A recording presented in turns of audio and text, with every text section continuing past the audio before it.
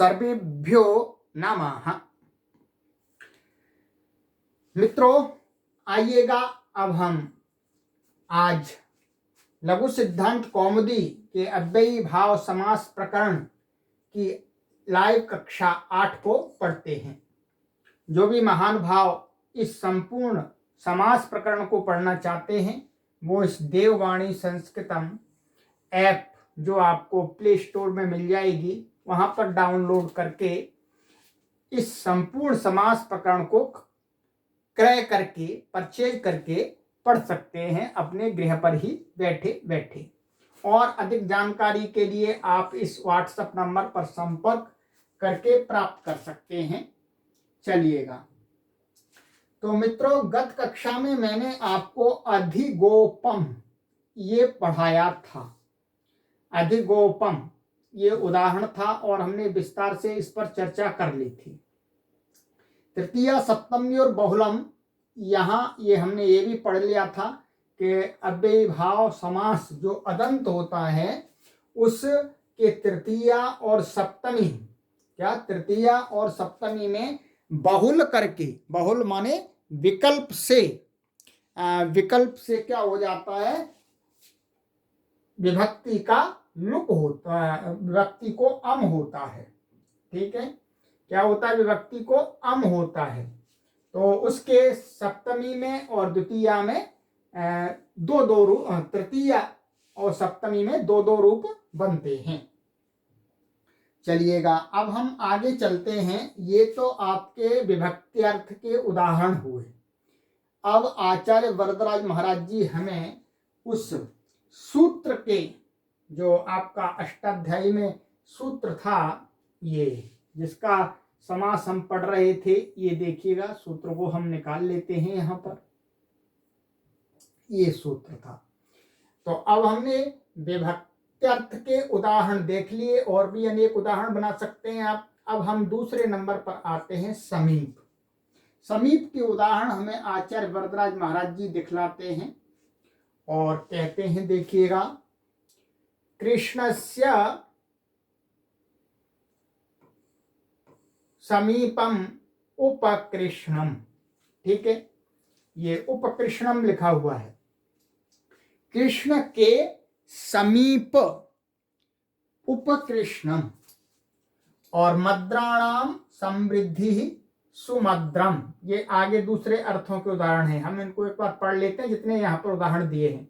यवानाम वृद्धि दुर्यवनम, मक्षिकाणाम अभावो निर्मक्षिकम, हिमस्यात्ययोति हिमम, हिमस्य him, him का अत्य बीच, निद्रा संप्रति न संयुज्यते इति अति निद्रम, हरि शब्दस्य प्रकाशः इति हरि, विष्णोः पश्चात् अनुविष्णु, योग्यता वीप्सा पदार्थानतिवृत्ति सादृश्यानि यथार्थाः। ये अभी हम स्पष्ट करेंगे सभी। रूपस्य योग्यम अनुरूपम, अर्थम अर्थम प्रति प्रत्यर्थम, शक्ति मनतिक्रम्य यथाशक्ति। अभी इतने उदाहरण लेते हैं और भी आगे उदाहरण हैं अभी अन्य अर्थों के। चलिएगा, हम सबसे पहला आपका उदाहरण लेंगे समीप वाला। अब दूसरे का समीप अर्थ में क्या उदाहरण मिलता है हमें, तो कृष्णस्य समीपम उपकृष्णम। ठीक है, अब देखिएगा, ये बताया गया था आपको कि ये जो समास है अव्ययी भाव, ये कैसा समास है, नित्य समास है। और इसका अश्वपद विग्रह होता है, अर्थात जिन पदों का समास है उससे भिन्न पदों के द्वारा हम लौकिक विग्रह दिखलाते हैं। तो दो प्रकार का विग्रह होता है और दो प्रकार के इसमें रूप दिखते हैं, अर्थात एक रूप तो दिखता ही नहीं है। तो ये देखिएगा, जैसे आपका ये इसका उदाहरण है उपकृष्णम।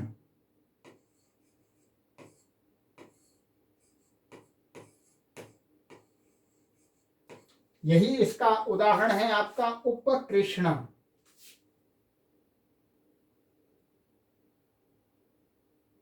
ये यही उदाहरण लिया हमने आपका उपकृष्णम।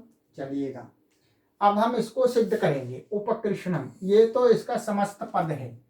अब आप देखेंगे इसका हम दिखाने के लिए, वो नित्य समास है फिर भी हम वृत्त्यर्थ को समझाने के लिए कि इस समास वृत्त्यर्थ शब्द का क्या अर्थ है, तो हम करते हैं इसको कृष्णस्य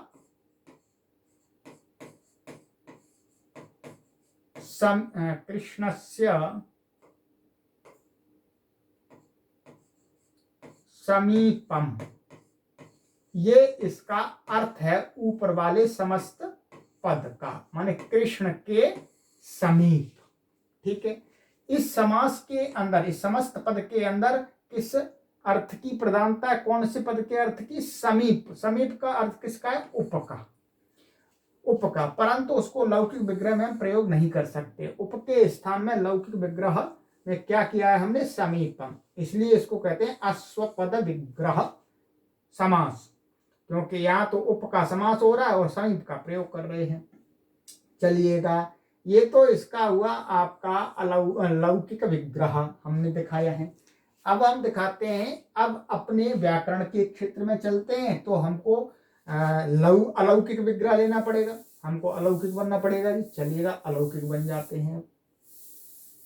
देखिएगा अलौकिक कैसे बनेंगे? कृष्ण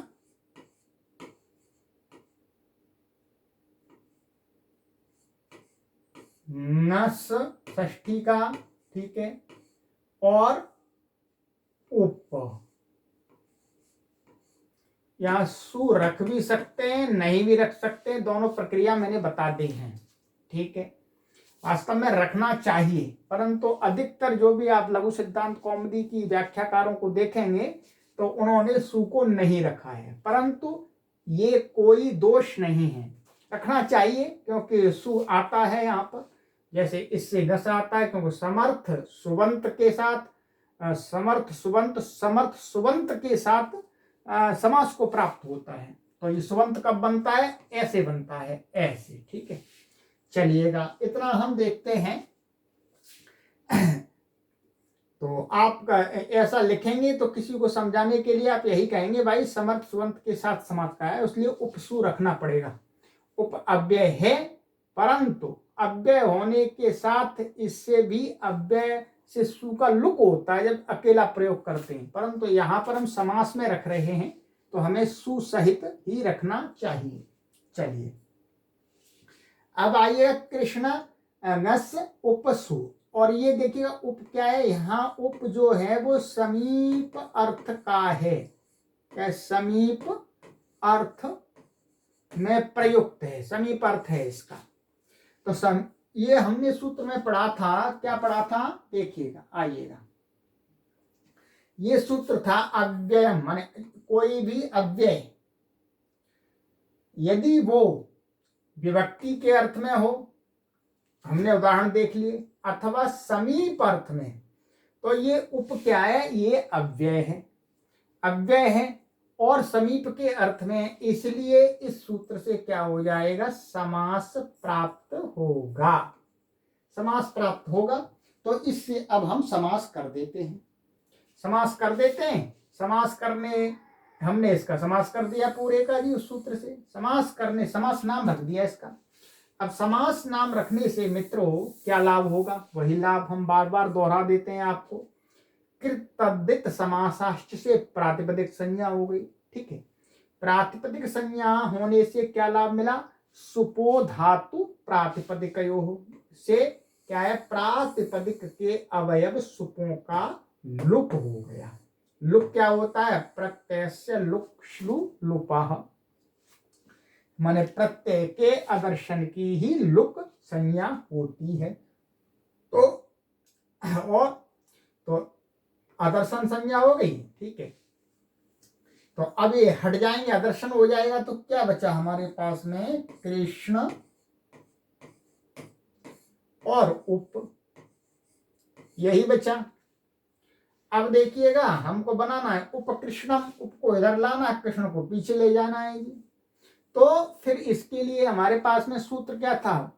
प्रथमा निर्दिष्ट निर्दिष्टम समास उपसर्जनम, माने प्रथमा विभक्ति से निर्दिष्ट जो समास विधायक सूत्र है उसमें प्रथमा विभक्ति से निर्दिष्ट जो पद है वो जिसको कहता है समास में, उस पद की क्या होती है? उपसर्जन संज्ञा।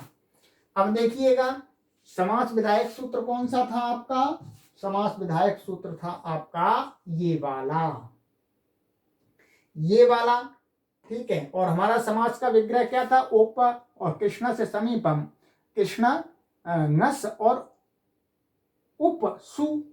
तो उप अव्यय ये प्रथमा से निर्दिष्ट है और ये वहां पर कहा किसको कह रहा है? उप को कह रहा है। तो उप की क्या हो जाएगी? उपसर्जन संज्ञा।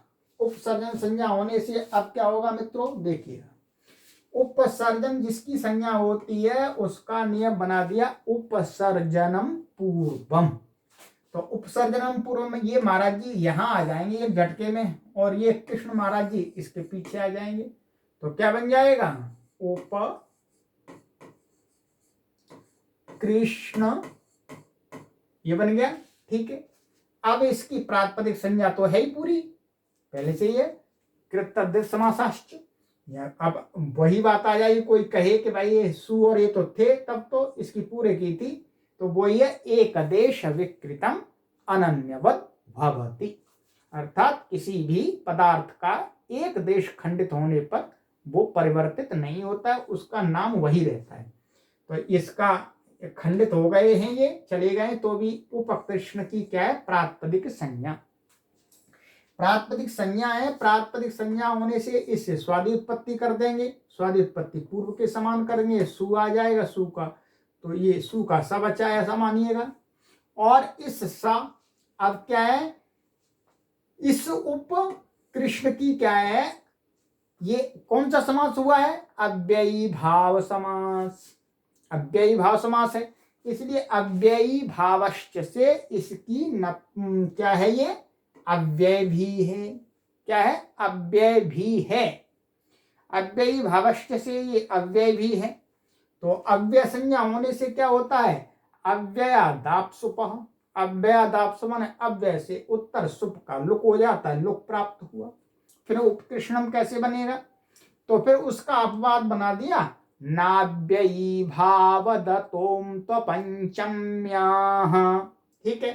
कि भाई देखो यदि अव्ययी भाव समास है कोई और वो अव्यय है, क्या अव्यय उसकी संज्ञा है? अव्ययी भाव समास जो अव्यय होता है यदि वो ह्रस्व अकारांत है तो उससे उत्तर जो सुप हैं 21 प्रत्यय हैं उनका लुक नहीं होता है, और लुक नहीं होता है और क्या हो जाता है? उसको अम आदेश हो जाता है। कोई भी सु औ आदि उनको क्या हो जाता है? अम हो जाता है। लो जी, पंचमी को छोड़ करके, तो ये अम आ गया आपका, ठीक है, अम आ गया। अब अमी पूर्व से पूर्व रूप हो करके क्या बन गया जी आपका? उपकृष्णम। ये मैंने आपको फिर दोबारा पूरा समझा दिया है, ये बार बार हम अब नहीं बोलेंगे, आगे एक दो बार बोल दिया फिर अब पूर्ववत कर देंगे, ठीक है। तो उपकृष्णम ये बन गया। अब इसका ये क्या है? ये कोई लिंग पूछे इसका तो आप कह सकते हैं अव्ययी भावश्च, जो दूसरा वाला सूत्र है चौथे पाद में, दूसरे अध्याय के चौथे पाद में, उससे ये कैसा है? नपुंसक लिंग। तो ये आपका उपकृष्णम सिद्ध हो गया। अब इसके आप जब रूप चलाएंगे तो आपको रूप कैसे चलाने हैं? अधिगोपम के समान ही इसके रूप चलेंगे, अर्थात पंचमी में क्या है? विभक्ति का लुक तो होगा नहीं परंतु अम भी नहीं होगा, तो राम के समान रूप चल जाएंगे। और तृतीया और सप्तमी में दो दो रूप बनेंगे, तृतीया सप्तम्योर बहुलम से बहुल करके इसको अम होगा, तो उसके समान ही आप इसके रूप चलाइएगा। हमने इतना आपको बता दिया उपकृष्णम, ठीक है। अब देखिएगा, अब चलते हैं थोड़ा सा हम आचार्य वरदराज महाराज जी की तरफ, देखिएगा। और ये आपको अधिगोपम के रूप हमने बताए थे, उसी प्रकार से इसके रूप चलेंगे, ठीक है। ये इन्होंने दिखा दिया है, यहाँ पर ये पूरा दिखा दिया है। ठीक है, ये इन्होंने दिखा दिया। देखिएगा, मैं दिखला देता हूँ क्या बनेगा।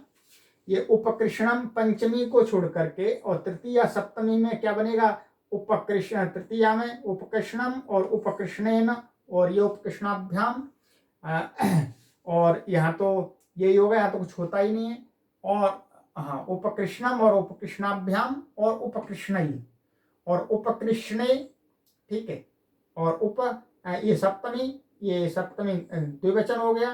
ठीक है, और एक तो उपकृष्णम में हर जगह ही बनेगा, और उपकृष्णेषु ये हो गया। ठीक है, तो ये इस प्रकार से आप रूप बनाइएगा। अब इसी प्रकार से कहते हैं, इन्होंने अपनी तरफ से कहते हैं हिंदी व्याख्याकार, बहुत ही सुंदर इनकी हिंदी है। ये पुस्तक आप मंगा लीजिएगा, मैं आपसे बार बार निवेदन करता हूं। कूपस्य समीपम उपकूपम, वृक्षस्य समीपम उपवृक्षम आदि भी अब आप अपना बनाइएगा, नोट्स बनाइएगा। ठीक है, और इसी प्रकार से घटाइएगा। तो ये समीप अर्थ में उप आ गया, समीप अर्थ में और भी कोई अव्यय आता है तो उसका भी समास हो जाएगा। ठीक है, चलिएगा अब हम आगे देखते हैं इसका उदाहरण। आगे इसका उदाहरण था, ये समीप का हो गया, मद्राणाम समृद्धि। क्योंकि सूत्र के अंदर देखेंगे आप कि अब तीसरा जो है वो क्या है, समृद्धि। ये हो गया आपका विभक्ति हो गया, समीप हो गया। अब समृद्धि, समृद्धि अर्थ में अब हम देखते हैं कोई हमें अव्यय मिल जाता है तो उसको देखते हैं। तो यहां दिया आचार्य वरदराज महाराज जी ने, मद्राणाम समृद्धि, मद्रों की समृद्धि माने उनकी उन्नति, वृद्धि। सुमद्रम, क्या है, सुमद्रम। तो आइएगा इसका भी देख लेते हैं, या यही देख लेते हैं। यहाँ इन्होंने दिया होगा तो और सरलता हो जाएगी आपको। हाँ दिया है, चलिए देखिए।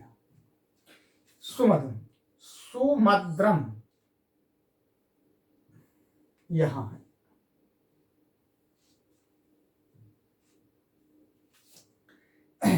मद्राणाम समृद्धि ही, ये लौकिक विग्रह हो गया। अलौकिक विग्रह में ये मद्र आम सु, और फिर सु लगा भी सकते हैं, नहीं लगा तो मद्र आम और सु, तो ये अलौकिक विग्रह हो गया।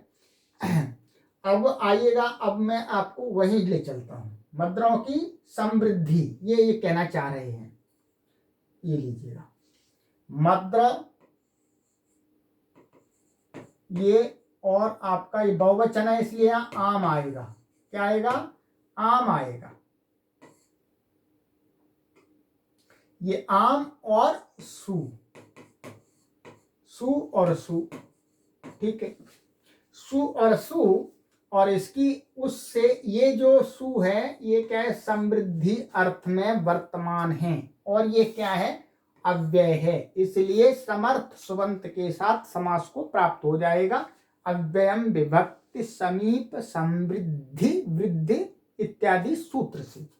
तो इसका समास हो गया पूरा। समास होने पर ये स्थिति बनी आपकी, मद्र और सु।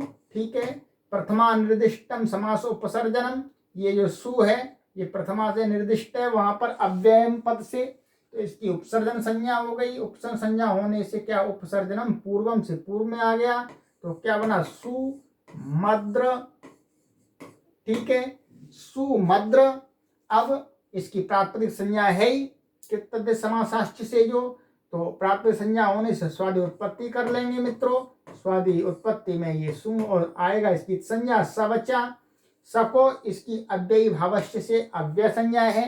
अव्ययादाप से लुक प्राप्त था, उसका अपवाद नाव्ययी भाव दत्तोन्त पंचम्या से क्या हुआ, अदंत अव्ययी भाव से उत्तर सु आदि को क्या हो जाता है, पंचमी को छोड़ करके अम हो जाता है। तो यहाँ इसको क्या हो गया जी, आपका अम हो गया, और अम होकर के अमी पूर्व माने अम के परे रहते ये पूर्व पर के स्थान माने इस अ और इस अ के स्थान में पूर्व जैसा अ हो जाता है। तो क्या बना, सु मद्रम। ठीक है, सुमद्रम। तो अब इसकी और इसका अव्ययी भावस्य जो दूसरा वाला उससे इसकी नपुंसक लिंग संज्ञा हो जाती है, लिंग इसका नपुंसक लिंग है, तो ये बन गया सुमद्रम, माने मद्रों की समृद्धि, सुमद्रम। अब इसका रूप भी अधिगोपम और उपकृष्णम के समान ही सातों विभक्तियों में चलेगा और संबोधन में भी चलिएगा। ये आपका उदाहरण हो गया सुमद्रम, इसमें सारे सूत्र वही लगेंगे, ठीक है। अब आगे आपका ये कह रहे हैं सुमद्रम, इसी प्रकार से आप और भी उदाहरणों को बना सकते हैं, जैसे भिक्षाणाम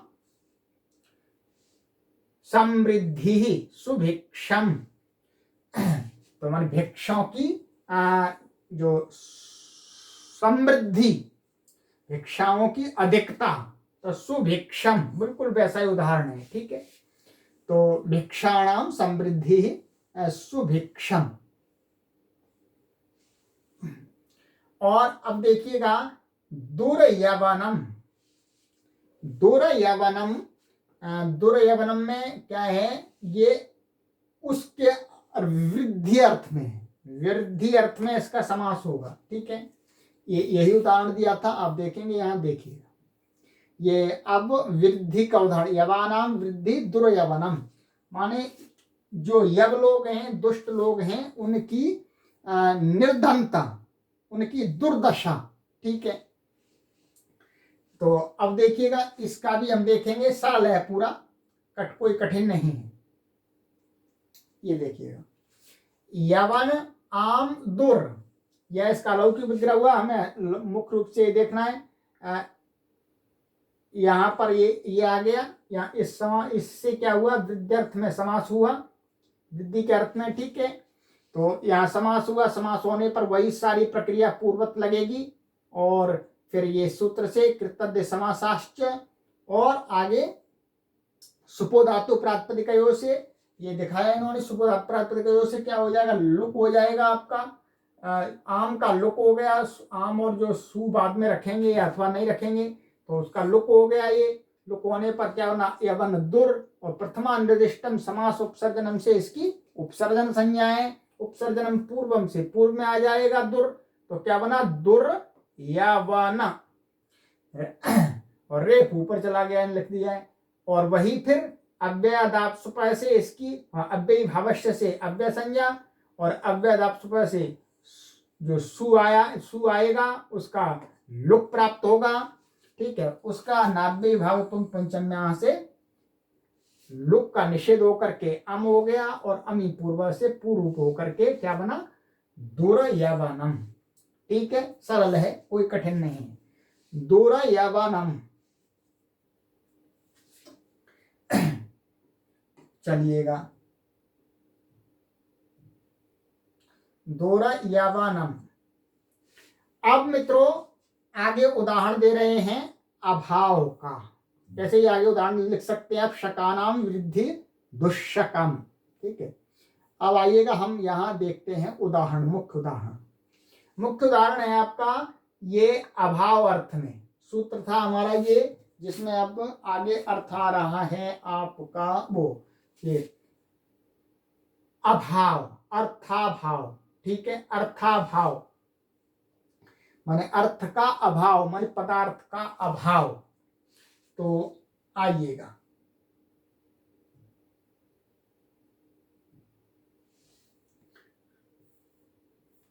इसका उदाहरण दिया था इन्होंने, मक्षिकाणाम अभावः निर्मक्षिकम, ठीक है। मक्खियों का अभाव, क्या, मक्षिकाणाम अभावः निर्मक्षिकम स्थानम, माने जहां पर मक्खियां नहीं है ऐसे स्थान को निर्मक्षिकम कहते हैं, मक्खियों से रहित। अब देखिएगा, चलिएगा अब हम यहां दिखाते हैं आपको, तो क्या है, मक्षी, इसमें एक दो सूत्र अधिक लगेंगे, उनको ध्यान देना है आपको, ठीक है। मक्षिका, ये स्त्रीलिंग शब्द है इसलिए मक्षिका, और मक्षिका नाम था तो आम आएगा बहुवचन का, षष्ठी का, और अभाव तो निर है, अभाव अर्थ में क्या है, निर, ये अव्यय है, और ये सु आ जाएगा, ठीक है। इसका समास हो गया आपका अर्थाभाव के अर्थ में विद्यमान ये निर का समर्थ स्वंत के साथ अव्ययम विभक्ति समीप समृद्धि। समास होने पर वही प्रक्रिया है। कृतद्य समासाश्च सुपो धातु प्रातिपदिकयो हो, ठीक है। और फिर सुपो धातु प्रातिपदिकयो से इनका लुक हो गया, प्रत्यय से लुक सुल्लपः अदर्शनम लोपः, ये हुआ। तो फिर इसका आपको क्या करना है, प्रथमा निर्दिष्टम समासोपसर्जनम से निर की उपसर्जन संज्ञा हो गई, क्योंकि प्रथमा से निर्दिष्ट है समास विधायक सूत्र में। तो ये आपका निर उपसर्जनम पूर्व जिसकी उपसर्जन संज्ञा होती है वो कहाँ जाता है, पूर्व में प्रयोग होता है, तो पूर्व में आ गया। तो क्या बन गया आपका निर्मक्षिका, ये बना, राइट। निर्मक्षिका ये बन गया। अब निर्मक्षिका बन गया, अब इससे ये क्या है, अब हमको यहाँ एक चीज देखनी है। यहाँ इसकी प्रातिपदिक संज्ञा है और एक जो अव्ययी भावश्च था आपका चौथे पाद में, मैं दिखला देता हूँ, पुनः दिखला देता हूँ, पहले हमने दिखला दिया था। ये जो चौथे पाद में यहाँ पर ये अव्ययी भावश्च एक सूत्र है आपका, ये क्या अव्ययी भावश्च है, माने जो अव्ययी भाव समास होता है वो नपुंसक लिंग होता है, ऊपर से नपुंसक आ रहा है, तो ये नपुंसक लिंग है। नपुंसक लिंग होने से क्या होता है, जो भी अव्ययी भाव नपुंसक लिंग में होता है तो उसको क्या कर देते हैं, उसको ह्रस्व नपुंसके प्रातिपदिकस्य, माने नपुंसक लिंग में वर्तमान जो प्रातिपदिक होता है उसको क्या हो जाता है, ह्रस्व हो जाता है। तो ह्रस्व हो जाता है, नपुंसक लिंग में वर्तमान है निर्मक्षिका, ठीक है, निर्मक्षिका आदि है। और ये क्योंकि अब स्त्रीलिंग नहीं है, ध्यान रखेंगे, अव्ययी भाव समास होने पर तो ये क्या हो गया है, नपुंसक लिंग। नपुंसक लिंग होने से क्या है, ये अब नपुंसक लिंग में विद्यमान प्रातिपदिक है उसको ह्रस्व हो जाएगा। चलिएगा देखिएगा, ये निर्मक्षिका ये कैसा है, स्त्रीलिंग नहीं है, कैसा है, नपुंसक लिंग। नपुंसक लिंग में जो वर्तमान प्रातिपदिक होता है उसका जो अंतिम वर्ण होता है वो क्या हो जाता है, ह्रस्व हो जाता है। ह्रस्व हो जाएगा तो आप इसको हटा देंगे, इसको हटा देंगे तो निर्मक्षिक ऐसा बच गया। स्वादी उत्पत्ति इसकी होगी आपकी, ठीक है, पूर्वत, ठीक है, पूर्वत होगी तो यहाँ पर भी वही प्रक्रिया लगेगी। अव्यय अदाप सुपा उसका अपवाद, अव्ययी भाव से इसका अव्यय संज्ञा है और अव्यय अदाप सुपा, फिर नाव्ययी भाव धतुम पंचम्या से अम हो जाएगा, अमी पूर्व से पूर्व होकर के क्या बना आपका निर्मक्षिकम,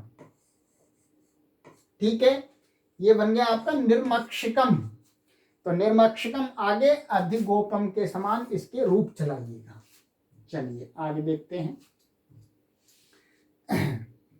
तो ये हिंदी व्याख्याकार महाराज जी कहते हैं कि इसी प्रकार से आप अब क्या करेंगे, जो दूसरे शब्द हैं उनका भी बनाएंगे। जैसे मशका नाम अभावः निर्मशकम, माने मशकों मान मच्छर, मशक बोलते हैं मच्छर, मच्छरों का अभाव। ऐसे विघ्ना नाम अभावः निर्विघ्नम, निर्विघ्नम जो शब्द बना हुआ है ध्यान रखेंगे, निर्विघ्नम ये अव्ययी भाव समास का है, तो विघ्नों का अभाव। तो इनका आप अपना नोट्स बनाइएगा, ठीक है। और भी इस प्रकार से आपको शब्द दिखते हैं तो उनका भी आप सिद्धि कीजिएगा, ठीक है। अब आ जाइएगा, अब जो आगे हमारा इसमें समास का अर्थ में वो था, किस अर्थ में अव्यय हो उसको देखते हैं। ये लीजिए, अर्थभाव कर लिया, अब है अत्यय। अत्यय क्या है, अत्यय। अत्यय का उदाहरण देखते हैं, क्या दिया था इन्होंने, देखिए। अत्यय का अर्थ होता है, इन्होंने लिखा है ध्वंस नाश आदि, ठीक है। यह अर्थ हमने पहले आपको बता दिए थे, ध्वंस आदि इनका अर्थ होता है अत्यय का। तो इस अर्थ में विद्यमान यदि अव्यय होगा कोई तो उसका भी समास हो जाएगा। तो यहाँ पर क्या, अति हेमम, क्या है, अति हेमम। तो अति हेमम का अर्थ है माने हिम का नाश, माने हिम का न होना, अर्थात पिघल जाना, घुल जाना, पानी बन जाना। तो अति हिमम में भी बिल्कुल कोई कठिनाई की बात नहीं है, बिल्कुल वैसा का वैसा ही है। अभी मैं दिखला देता हूं। हिमस्य अत्ययः अति हिमम, तो ये हिम और नस और अति, ये अति है यहां पर, अति अत्य अर्थ में और सु, ठीक है। इसकी प्रातिपदिक संज्ञा हो गई। प्रातिपदिक संज्ञा होने से मित्रों क्या हुआ, इनका लुक हुआ, पूर्व सारी प्रक्रिया बन गई। क्या बचा हमारे पास में, हिम और अति, ठीक है, हिम और अति। तो अब हिम और अति बना आपका, तो अब देखिएगा, प्रथमा निर्दिष्टम समास उपसर्जनम से इसकी अति संज्ञा है, वो अति की उपसर्जन संज्ञा है। उपसर्जन संज्ञा होने से क्या, उपसर्जनम पूर्वम, ये महाराज जी इधर आ गए, बन गया अति, और सारी प्रक्रिया इसमें वही है, स्वादि उत्पत्ति करके उसको अमादि करेंगे तो वही बन जाएगा आपका पहले के समान अति हेमा, बन गया अति हेमम, ठीक है। आगे अति गोपम के समान इसके रूप चला दीजिएगा। चलिए अब इसके बाद हम ये उदाहरण देते हैं कि अति हिमम की तरह शीतस्य अत्ययः अतिशीतम, अतिशीतम भी एक अव्यय है। ये अव्यय अर्थ अव्यय भाव समास है, इसलिए अव्यय इसको कहेंगे। तो अतिशीतम, तो अतिशीतम भी आप इसका उदाहरण बनाइएगा। और अब आगे आपका इनका आ रहा है, आगे जो कौन सा अर्थ था आपका इसमें, ये देखिएगा, निद्रा माने अति निद्रम, माने इसमें था कि अभी समय नहीं है, अभी समय नहीं है, अर्थात जिसका समय बीत गया है। कौन सा था, असंप्रति, क्या है, असंप्रति। संप्रति का अर्थ होता है अब, अभी, और असंप्रति का अर्थ क्या होगा, जो अभी नहीं है, ठीक है। तो अब असंप्रति के अर्थ में विद्यमान कोई अव्यय होगा तो उसका भी समर्थ सुबंत के साथ समास हो जाता है। देखिएगा अब यहां दिया है, निद्रा संप्रति न युज्यते ते युज्यते इति अति निद्रम, ये उदाहरण दिया। तो अर्थात निद्रा, अभी ये निद्रा का समय नहीं है, इस समय निद्रा नहीं है, अर्थात सूर्योदय के बाद निद्रा नहीं लेनी चाहिए, ये कहना चाह रहे। तो अति निद्रम, तो ये कहना, तो अब इसका अति निद्रम बिल्कुल सरल है, ठीक है। आइएगा इसको भी मैं जल्दी से लिख के आपको समझा देता हूं। देखिएगा, तो इसका लौकिक विग्रह हमने वहीं देख लिया। अब निद्रा सु और अति सु, इसमें दोनों ये हैं, ठीक है, सु आएगा। तो अब देखिएगा, निद्रा सु इसमें समास हो गया, इसमें किस अर्थ में हुआ है, असंप्रति अर्थ में। असंप्रति अर्थ में यहाँ अति अव्यय है, अति अव्यय है। तो अब यहाँ पर समास होने कृतज्ञ समासाश्च सुपो धातु प्रातिपदिकयो हो, और फिर लुक हो गया, प्रत्यय से लुक सुल्लुपः, अदर्शनम लोपः, और अदर्शनम लोप हो गया। अब आपका क्या बचा, निद्रा और अति। प्रथमा निर्दिष्टम समास उपसर्जनम से इसकी क्या हो गई, उपसर्जन संज्ञा, उपसर्जन पूर्वम से ये यहां आ गए, तो क्या बना, अति निद्रा, सॉरी,